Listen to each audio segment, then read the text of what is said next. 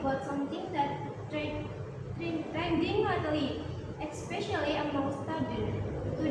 Yep, the MBK program, free nutrition food. Exactly, they said this might become one of the government's big programs.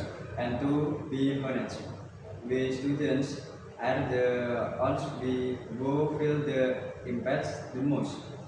So today we will speak honestly from our perspective as students with our souls who are archaeologists of course. Starting from what MBK actually is, what we think, what we hope if this program is really well realized, and even some interesting thing from the MBK menu that we received. Yes, so grab your drinks, grab your snacks, nutrition wants to feed them and get try straight to the conversation. Please welcome to Chris Bilpa. Thank you for having me in this podcast. So, my name is Vilpa. I'm friend of the moderator and will join in the discussion about MBK. Let's start simple. What is the best things about the MBD program for students like us? Why is it important? The best thing is very clear. It helps us think better in class. Many students, especially those whose parents don't have much money, often come to school feeling hungry. When your stomach is empty, it is very hard to focus on math or history. So, MBK makes sure every student gets one good meal. This meal is like fuel for our brains when we are not when we are not hungry. We feel more energy. We can listen better and we can learn more. This program is important because it makes school fair for everyone. A full stomach is the first step to a successful day at school. MBD costs a lot of money. Do you think spending so much money on food is the best way to help students, or do you have a better idea for how to use that money? That is a big question about using money wisely. I think the money is necessary how because many kids are really hungry, but for the future we must make sure the money is spent well. Instead of giving every school the same amount of money, maybe the government should first give more money to the schools in very poor areas or far away village. The school need the food the most. For the schools that are already okay, maybe some of them that money can be used for new things like fixing broken desks, buying new computers, or giving book to the library. We need to use the money where the need is biggest. So food is important, but we also need good place to learn, and that needs money too. We need to be smart about where the money goes. Okay, Bapak, good point about money. Now let's talk about our role as students. Yes, we get the food, but how can we help make the MBD program better? Should students choose passage of the food, or should we do more? That's a key question. We should absolutely do more. We cannot just wait for the government to fix things. We are the ones who eat the food, so we are the best judge of quality. Students need to be given a simple way to give feedback. Maybe every school can have a suggestion box or a very easy online survey with just 3 questions. Did the food taste good? Was the food clean? And was the portion enough?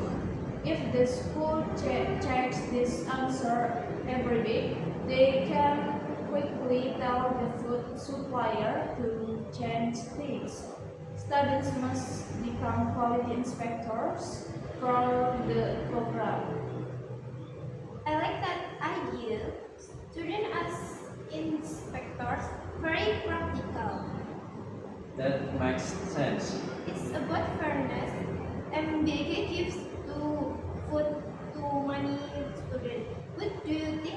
program should only focus on very poor students? Or is it better to give it to all students, rich and poor?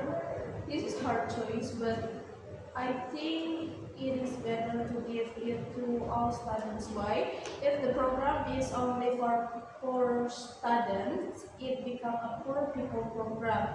Sometimes this can make the student feel isolated or To langsung. Ini kan kemana? kamu gitu langsung. Apa? This is a hard choice, but I think it is better to give it to all students. Why? If the program is only for poor students, it becomes a poor people program. Sometimes this can make the student feel ashamed or different from their friends. When all students get the same meal, it becomes a school program for everybody. This helps build a friendly, equal feeling at school. Plus, sometimes even students whose family seems okay might still keep lunch because their parents are so busy. A universal program ensures no one is left hungry and it removes the feeling of shame. That's a strong point about making the program feel fair and equal for everyone. Okay, what happens to the leftover food at the end of the day? Do schools have a food plan for food that students don't finish? This is a huge problem right now. Food waste. Many schools do not have a good plan. The food often just gets thrown away, which is terrible because we are trying to solve hunger. We need a better plan, and I think every school should have a system to measure waste first. Then they could partner with local farms or community groups. For example, some of the units who food that is still safe could be quickly given to local shelters or the organic waste, like vegetable peels, could go to community composting project. The focus must change from throwing away to recycle and sharing. That was a great point about food waste earlier. Well, let's talk more about that because it's a big problem. Yes, we see so much leftover food from every day thrown in the bins. This waste goes to the landfills and cause pollution. What is the best simple thing school can do right now to stop this food from becoming trash and harming everyone?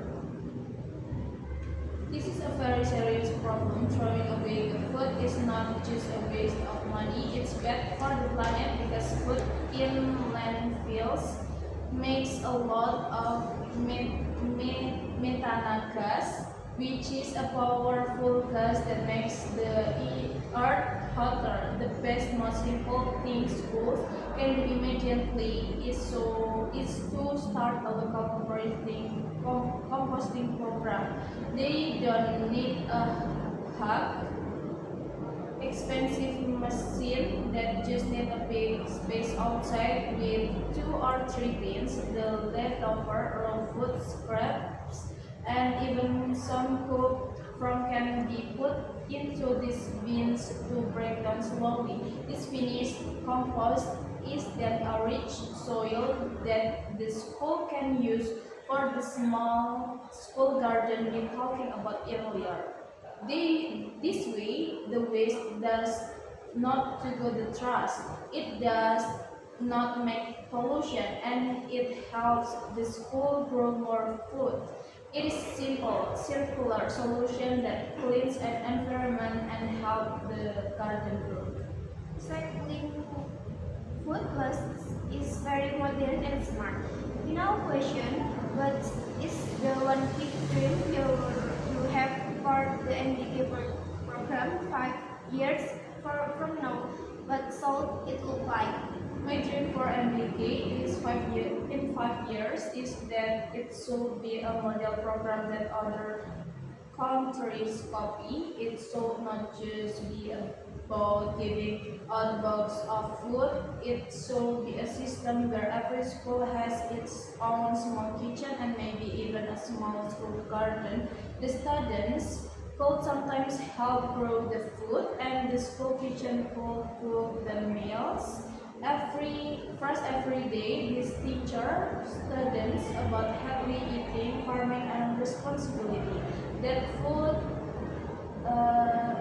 the food will be fresh, hot, and customized for the local students. This is the ultimate way to make the program is the best. It can be fresh, local, and educational. Composting at school. That sounds like a simple, practical win for the everyman. Excellent point on turning trash into treasure. What an amazing conversation. We start by talking about food, but we end up talking about fairness, smart budgets, and a better planet. Let's raise your ideas about local gardens, composting, and making our student feel well to really show the power of the student voice. Thank you so much for making this big program into simple, powerful action. Thank you both. My final message is the everyday meal is important, but your voice is more important. Use your energy not just to eat, but to ask questions, give feedback, and demand the best for your future. We are the generation that will lead the country, and it starts with demanding quality, whether it's in our meals or in our schools. That's an inspiring call to action. To all our listeners, remember to listen today. Don't just wait for chance, be the chance. If you see what, speak up. If you have a better idea, share it. Your education, your healthy, and your environment, and all connect. So, could the hair be smart, eat well, and let your voice and be heard? We are Elton and Elva. And this has been School Talk. See you next time for more important conversation.